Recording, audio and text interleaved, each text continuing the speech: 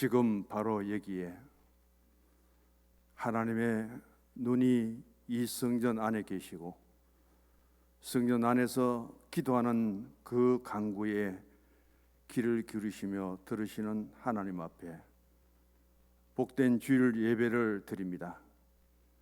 주님, 이곳에 함께 하셔서 저희들의 드리는 예배를 받으시옵소서. 기도하며 주일날 예배를 위하여 간구한 장로님의 그 간구하심에 온 성도들이 아멘으로 화답하게 하시며 하나님의 전에 기도의 바람이 불어오게 하옵소서. 임마누엘 찬양대 온 마음과 정성을 통하여 하나님께 올려드린 그 찬송을 통해서 하나님께 기쁨이 되게 하시며 저들에게 은혜와 감사의 시간 되기를 원합니다. 성전에 하나님 찬양의 바람이 또한 불어오게 하옵소서. 이 시간 종을 세워주셔서 감사합니다. 말씀을 선포할 때 주의 영이 함께 하셔서 각자 준비된 마음속에 성령의 감동으로 은혜로 가득 채워 주옵소서. 감사하옵고 예수님 이름으로 기도드립니다. 아멘. 두 가지를 먼저 말씀드립니다. 욥은 하나님을 잘 섬기는 신앙인입니다. 욥은 하나님을 잘 믿었어요. 저는 생각하기를 욥이 하나님을 믿는 것만큼 하나님도 욥을 믿어 주셨다는 사실이에요. 두 번째는 욥의 신앙은 소유에 있는 신앙이 아니라 존재에 있는 신앙이다. 사탄과 하나님은 정면으로 충돌합니다. 사단은 욥은 소유에 하나님이 채워주셨기 때문에 그 소유가 자신의 신앙의 울타리가 되어서 하나님을 잘 섬기는 사람이지, 그 소유를 다 하나님 다시 빼앗아 보십시오. 지금의 욥의 신앙을 지탱할 수 있는가? 그것을 통해서 하나님과 사단이 대결합니다. 그래서 하나님이 허락합니다. 하나님은 욥의 신앙은 소유에 있지 않고 존재에 있다는 사실을 누구보다 먼저 알기 때문이죠. 그래서 욥은 한순간에 재산을 다 잃어버립니다. 그래도 욥의 신앙은 끄떡도 하지 않아요. 10자녀들을 한 번에 하나님이 다 빼앗아버립니다. 욥은 그럼에도 끄떡도 하지 않습니다. 신앙은 변치 않아요. 자신이 온몸에 종기가 나서 악창으로 고통을 견디지 못하고 기와장으로 긁어야만 그래도 시원함을 얻을 상태가 되었지만은 욥의 신앙은 변치 않습니다. 욥은 부할 때나 가난할 때나 건강할 때나 병들었을 때나 욥의 존재 속에서 끊임없이 하나님을 찬송합니다. 주신 분도 하나님입니다. 거둬가시는 분도 하나님입니다. 이 존재의 신앙이 얼마나 위대한지를 깨달았다면 세상의 삶에, 세상의 물질에, 세상의 어떤 영향 때문에 신앙생활하는 것이 아니라 살아도 죽어도 주를 위한 신앙 속에 내가 존재하는 동안, 내가 세상에 살아있는 동안 그 하나님을 찬송하시고 그 하나님께 기쁨이 될 수 있는 성도의 신앙이 될 수 있기를 주의 이름으로 간절히 축원합니다. 욥기를 통해서 두 가지 질문을 제가 던졌습니다. 하나는 그렇게 좋은 신앙의 사람 욥이, 하나님이 누구보다도 믿어주는 사람 욥이 그런 고난을 당하는데 하나님은 어디 계십니까? 하나님은 지금도 살아계시고 지금도 일하시고 우리의 작은 신음에도 응답하시는 하나님은 욥이 저런 고난 속에 있는데 무슨 일을 하고 계십니까? 그것을 더 이해하기 위해서 오늘 주보에 기록된 엘리 위젤의 소설 밤을 설명하기 전에 홀로코스트 2차 대전 때 나치에 의해서 600만 명이 학살당한 그 사건을 앞에 두면서 1948년도에 이스라엘이 나라를 건국합니다. 2차 대전은 1945년에 끝납니다. 나라도 세워지지 않는 그 유랑민족에게 하나님의 백성이라는 명목으로, 유대인이라는 제명으로 나치당은 600만 명을 대학살을 시킵니다. 그런데 어떻게 나라가 조직되기 전에 그때 당한 그 엄청난 대학살 사건을 오늘의 이스라엘 예루살렘에 바드 야셈이라는 박물관을 세워서 그때 당한 유대인들의 학살과 사건을 얼마만큼 기념하고 있는지, 모든 신앙의 사람들이 찾아가서 거기에 머리를 숙일 수밖에 없고 거기에서 눈물의 기도를 드릴 수밖에 없는 그런 엄청난 신앙의 유전을 이스라엘이 지금도 전승하고 있는지, 혹 성지순례를 가시는 일이 있다면 바드 야셈 박물관을 반드시 관람할 수 있는 그 코스를 찾아보시기를 원합니다. 여기 야드라는 히브리어의 뜻은 기억입니다. 바셈이라는 뜻은 이름이에요. 유대인의 대학살 사건 때에 희생당한 그분들의 이름을 기억하자.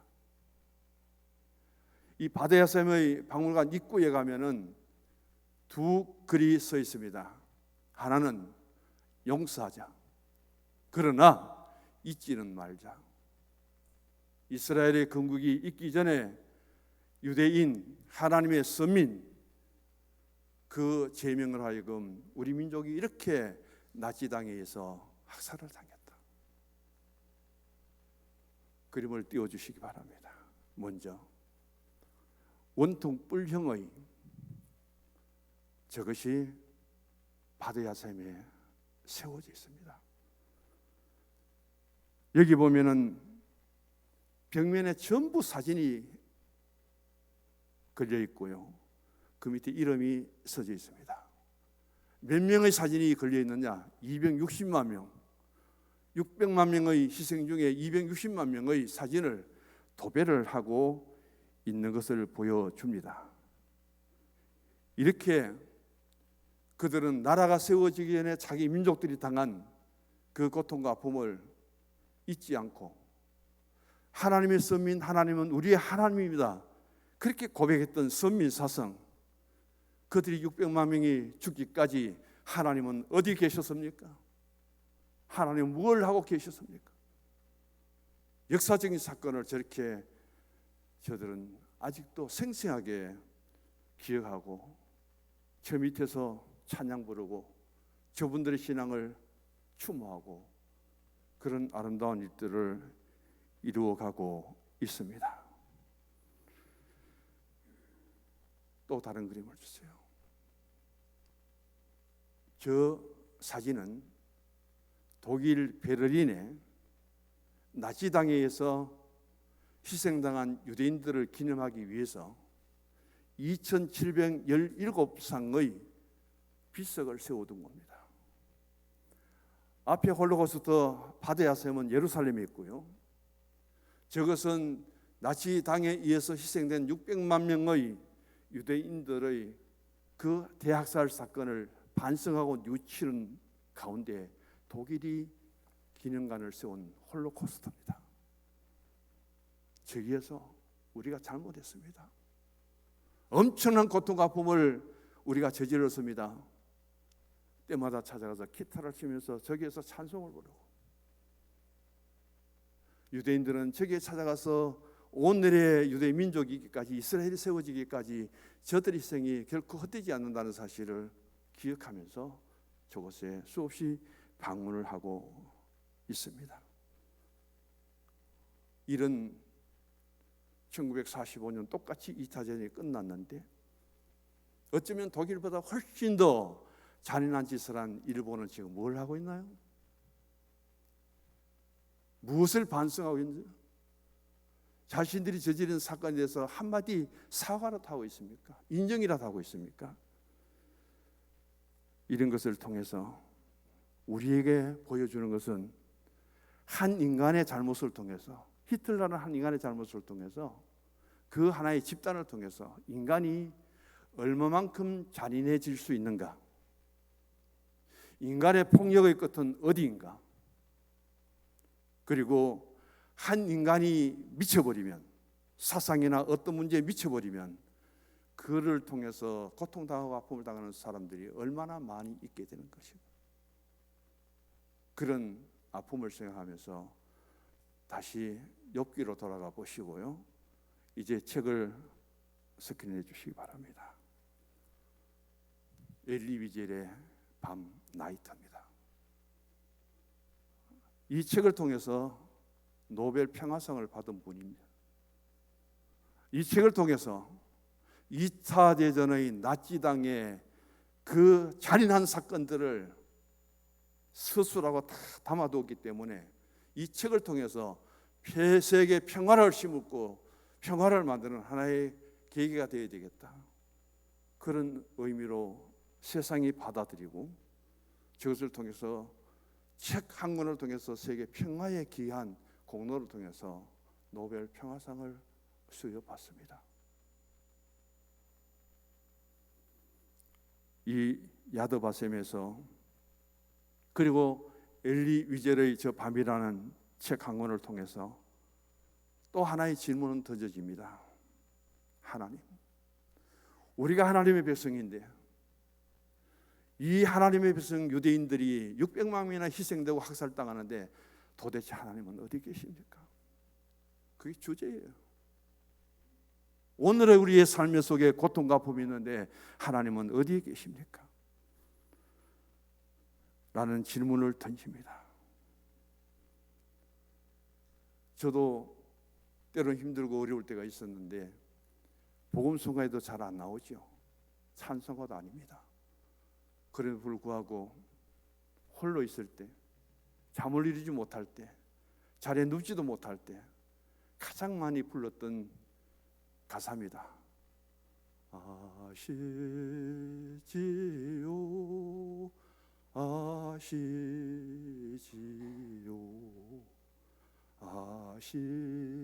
아시지요, 주님,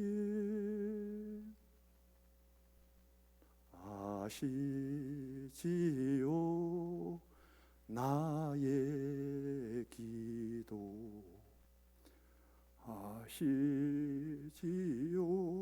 주님, 아시지요, 나의 주님, 들으소서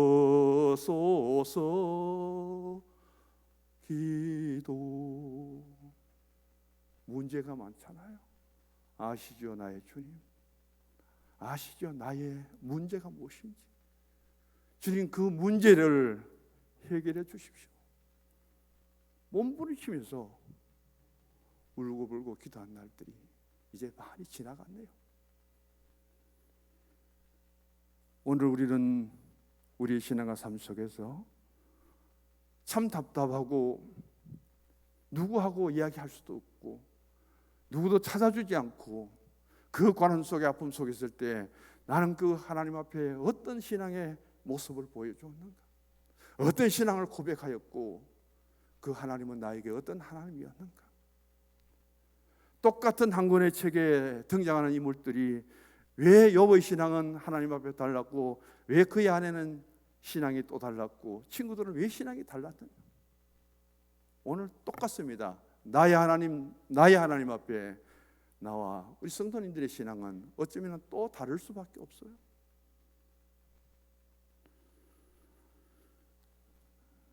엘리 위젤은 아우슈비츠에서 여러 공포를 경험합니다. 그 중에 가장 잊지 못했던 경험이 뭐냐면은 어느 날 네덜란드 사람입니다. 두 사람이 이 아우슈비츠 감옥을 탈출하려고 모의를 하는데 난데없이 이 네덜란드 두 사람의 탈출을 도왔다는 명목으로 유대인 두 사람이 끌려옵니다. 그 두 사람의 장년 앞에 두 사람의 유대인들에게 심부름꾼을 있었던 한 아이가 끌려오는데 그 아이 이름이 피펠입니다. 너희 주인 두 유대인이 네덜란드 두 사람의 탈옥을 어떻게 도왔느냐 심문합니다. 그렇게 유대인 두 사람과 피첼의 아이를 심문했던 그 나치당이 세 사람을 높이 매답니다. 교수형에 처하지요. 그런데 이 두 유대인은 빨리 숨이 끊어져서 요동이 없습니다. 피첼이라는 소녀는 못 먹어서도 그렇고 몸무게도 약하고 적고 그리고 소년이다 보니까 빨리 죽지 않아요. 두 유대인은 죽어서 이제 요동치 않는데 이 소년은 아직도 몸부림을 칩니다. 너무 고통스러워서. 그것을 지켜보는 아우슈비츠에 있는 수없이 많이 같이 있는 유대인들 앞에 소년의 그 모습이 어떻게 보였을까요? 거기에 있는 이 엘리 위제일 뒤에서 소리가 들립니다.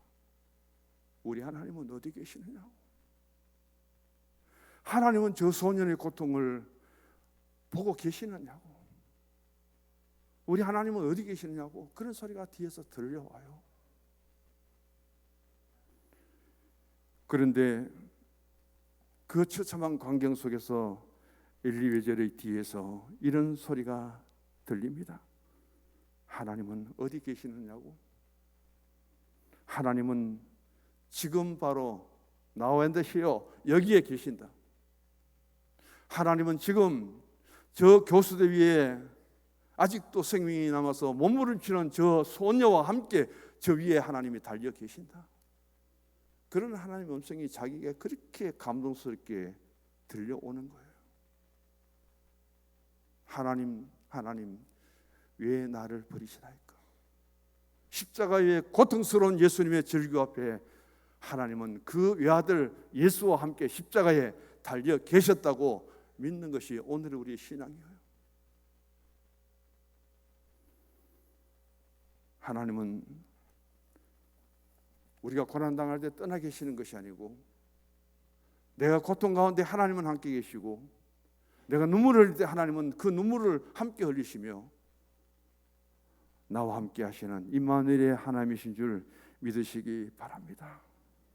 하나님은 나의 삶 속의 아픔과 고통을 무관심하게 지켜보고 구경하는 하나님이 아니라 아들과 딸이 아프면은 자신이 더 아픈 것처럼 애쓰는 아버지, 어머니의 모습으로 하나님은 우리 가운데 함께 하실 줄 믿습니다.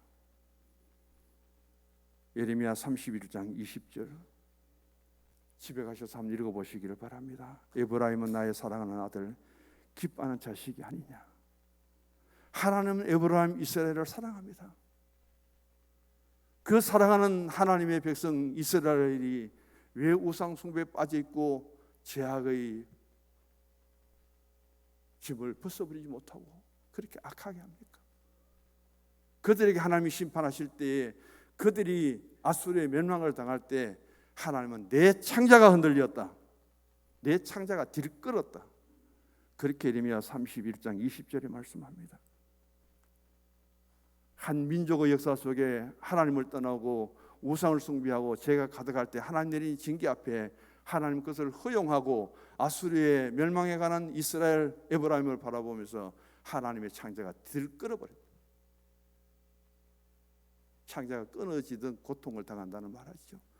끊어지던데 하나님의 창자가 들끓어버렸다고 그렇게 말씀하고 있습니다.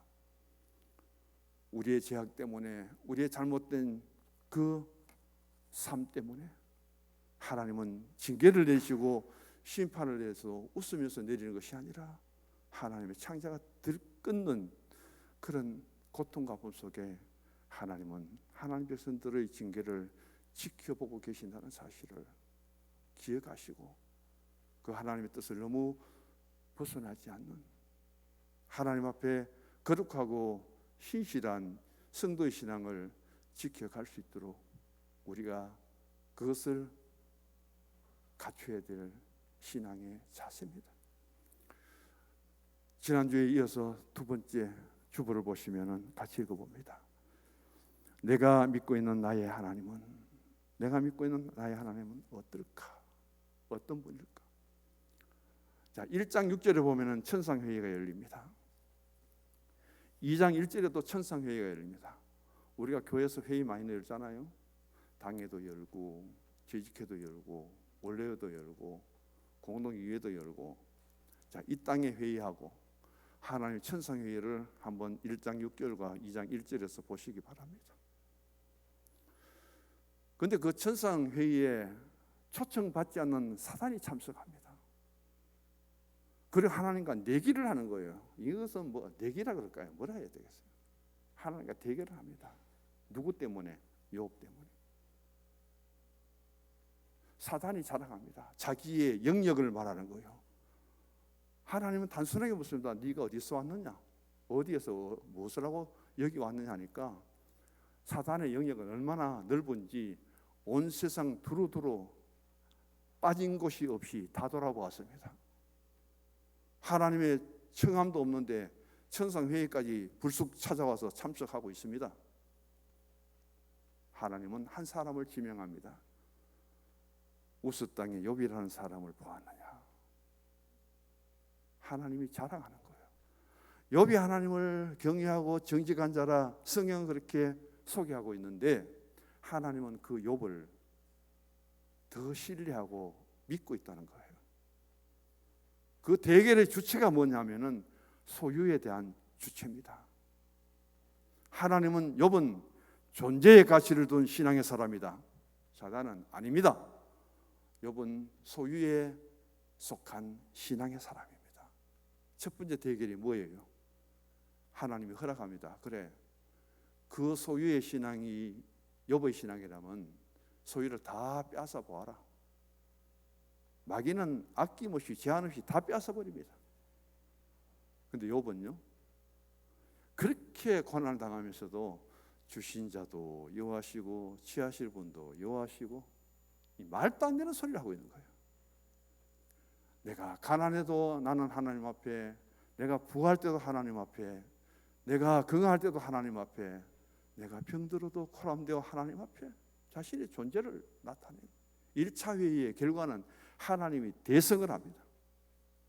2장 1절 이하는 2차 회의에서 마귀가 또 왔습니다. 하나님이 소유에 대한 마귀의 도전을 물리치고 완전히 욥의 신앙의 승리가 되었는데도 불구하고 마귀는, 사탄은 굽히지 않습니다. 이번에 뭐예요? 하나님이 그래도 욥을 지켜주었기 때문에, 욥이 건강하기 때문에, 소유는 앞으로 얼마든지 시간이 지나고 건강하면 가질 수 있잖아요. 그런데 앞으로 욥이 두 번 다시 부자가 될 수 없도록, 소유가 넘치도록 하지 못하도록 그 몸을 쳐서 완전히 불구자가 되든지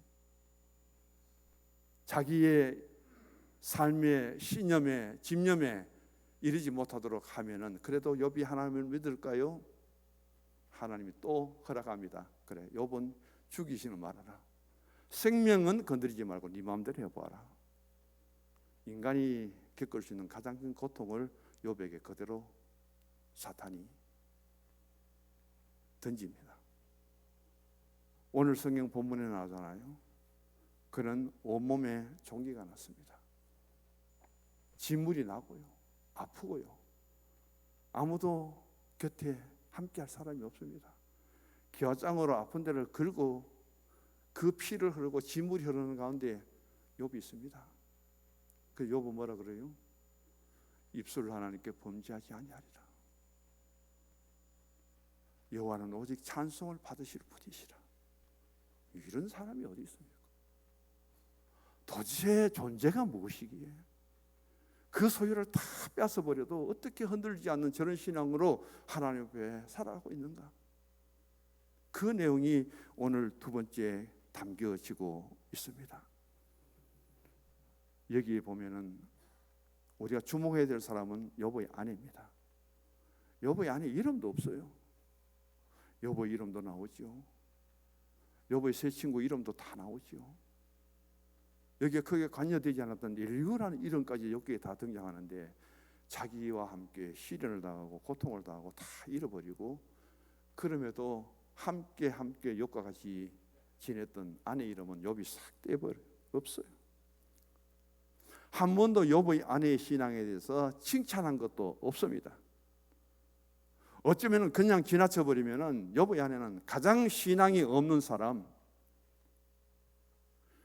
고난 중에 욥에게 오히려 힘을 도와주는 아내가 아니라 더 짐이 되고 욥의 마음을 더 아프게 했던 못난 아내, 그렇게 비추어질 수 있는데, 더 주의 있게 관심을 두고 읽어보면은 그렇지 않지요. 욥의 아내의 가장 실수라면은 잘 참았는데, 잘 견디는데, 욥의 곁에서 지켜주었는데 마지막까지 견디지 못한 것이 실수예요. 조금만 더 이 시련을 견디었다면은, 이 시련 뒤에 140년의 생명을 연장을 해주며 하나님이 갑절로 축복을 해주었는데, 조금만 더 참고 견디었다면은 140년의 연장된 삶을 살면서 갑절의 축복을 받는 남편을 바라보면, 당신 참 대단하다. 당신 믿음 정말 대단하다. 당신 같은 신앙의 사람이 어디 있느냐고 그렇게 기뻐할 수 있을 텐데, 얼마나 그 하나님의 갑절을 주신 축복 앞에 부끄러웠을까요? 오늘 우리 같으면 어떻게 되겠습니까? 욥의 아내 이름도 없지만은 한순간에 10자녀들 다 죽어도요, 10자식 중에 하나만 죽어도 그게 살아있는 동안 못이 되고 상처가 될 텐데, 10명의 자녀들이 다 죽었는데도 불구하고 남편 의지하고 남편 곁에 같이 있어요. 욥의 아내는 그렇게 많던 소유를 다 잃어버려도 욥의 아내는 욥의 곁을 지키고 있습니다. 제가 70인역 성경 이야기를 했잖아요. 그렇게 부를 누리던 욥의 아내는 이제 파출부가 되어야 됩니다. 이 집 저 집 돌아다니면서 하루하루를 어떻게 먹고 살아야 될까? 남편은 병들어서 하는 일이라고는 그저댁에 앉아서 기와장으로 자기 몸을 긁는 거, 그 외에는 아무것도 할 수 없는 저 남편을 먹여 살려야 되잖아요. 가장 재벌의 부인이 어느 한순간 파출부가 되고 가정부가 되어서 노동의 일을 한다고 생각해 보세요. 똑같은 현상이잖아요. 이런 가운데 욥의 아내는 그래도 잘 참고 견디었습니다. 그 내용이 여기에 나오죠. 오늘 우리는 여기에서 사단의 한 말을 주목해 보시기 바랍니다. 1장 10절을 한번 같이 읽어보십시다. 주께서 그와 그의 집과 그의 모든 소유물을 울타리로 두르심 때문이 아니니까 주께서 그의 손으로 하는 바를 복되게 하사 그의 소유물이 땅에 넘치게 하셨음이니이다. 사단이 던지는 질문 지켜보십시오. 울타리가 뭡니까? 우리 가정의 울타리는 뭐고, 내 신앙의 울타리는 뭐고, 우리 성서 중앙교회 울타리는 뭐예요? 하나님이 우리의 울타리가 되어야 되는데, 사단은 하나님이 아니고 누구예요? 욥에게 있어서 가진 그 물질, 가진 그 가족들, 욥이 가진 그 건강함, 이게 울타리가 되었다는 거예요. 그건 사단의 견해입니다. 욥은 아니에요. 결코 물질이 나의 신앙의 울타리가 아니다. 가족이 있지만 가족 10명이 내 울타리가 아니다. 내 건강이 나의 신앙의 울타리가 아니다. 나의 울타리는 하나님이시다. 할렐루야. 이게 욥의 신앙이에요. 울타리는 지켜주시고 보호한다는 것이죠. 여기에서 우리는 사탄의 눈에는 그 많은 재산이 욥의 삶을 지탱하는 울타리가 되고 있었지만은, 욥의 존재의 신앙에서는 그 그 10명의 자녀가 울타리가 아니에요. 그 많은 재산이 울타리가 아니에요. 그 울타리는 오직 하나님이십니다. 울타리가 무너지면은 내 재산도 없어지고, 울타리가 무너지면은 그렇게 소중히 여기던 내 자녀들도 잃어버리고,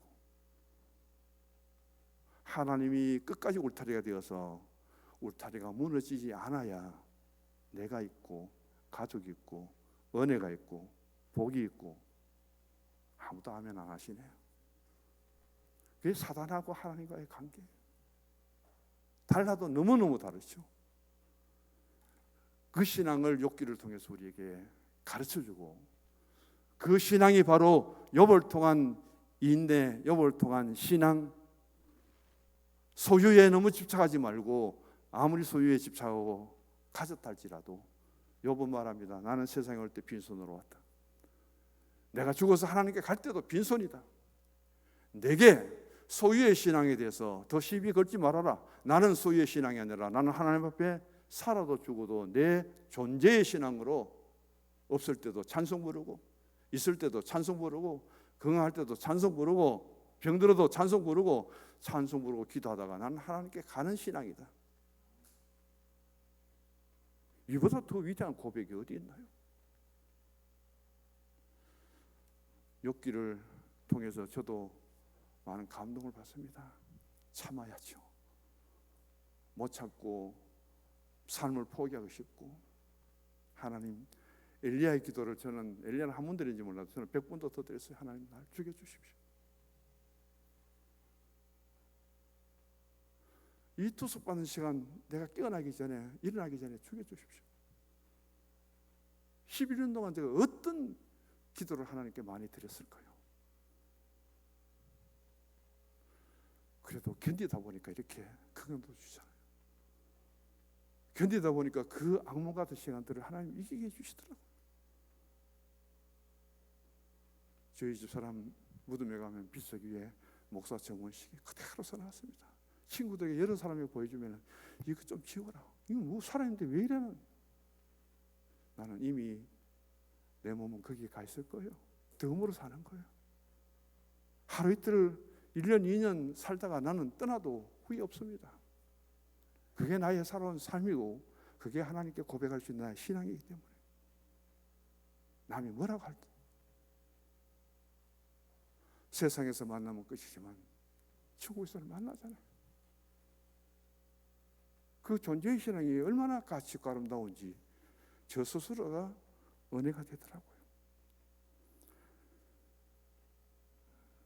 우리는 질문을 잘해야 됩니다.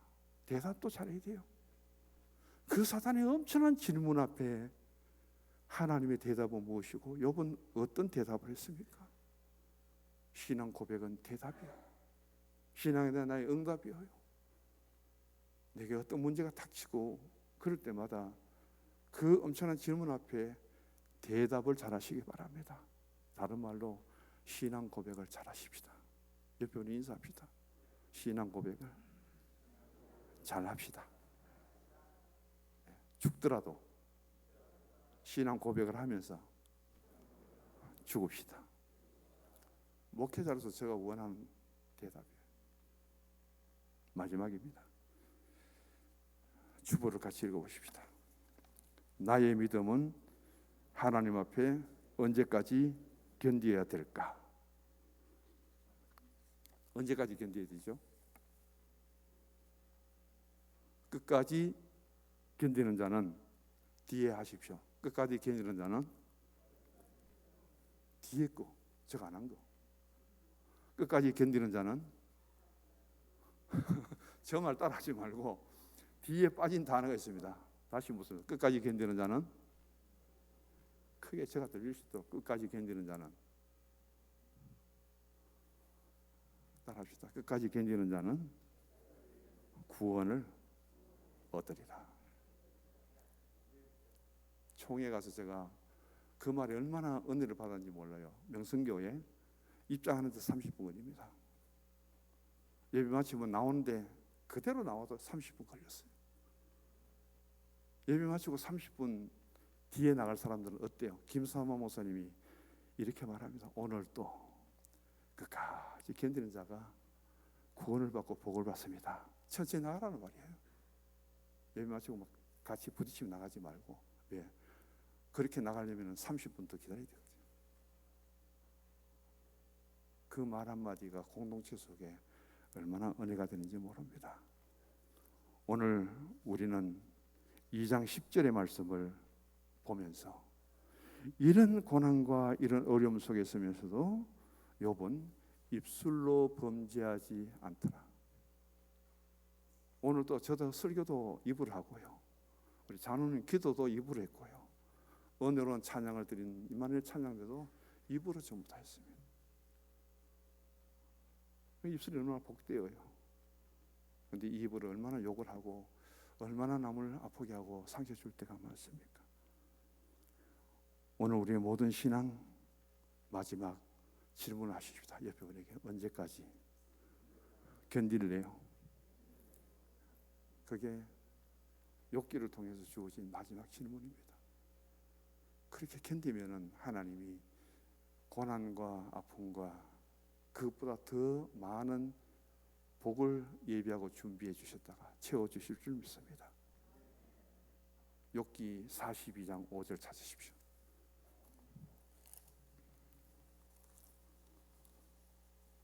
같이 읽습니다. 내가 주께 대하여 귀로 듣기만 하였사오니 이제는 눈으로 주를 배움나이다.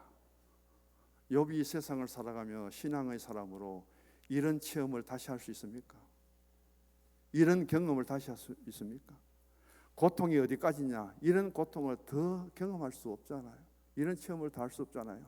이제까지는 귀로만 설교 듣고 하나님 믿고 잘 살았는데 이제 내 눈으로 믿음의 사람들, 정직한 사람들, 여호와를 경외하는 사람들, 믿는 사람들에게도 이런 고난과 고통이 있구나. 이런 시련이 닥칠 때가 있구나. 이런 아픔과 상처도 있구나. 결론은 뭐예요? 끝까지 견디어라. 이게 바로 나의 신앙의 체험이고 이게 나의 신앙의 경험이고 이것을 증거하고 이것을 간증하는 것이 기독교 신앙의 참된 모습입니다. 할렐루야. 주보를 같이 마지막 결론을 읽습니다. 우리가 고난받을 때 하나님은 어디 계시나요? 하나님 지금 우리의 아픔과 고난 가운데 함께 하시며 위로하시고 치유와 회복을 위해 일하십니다. 할렐루야. 하나님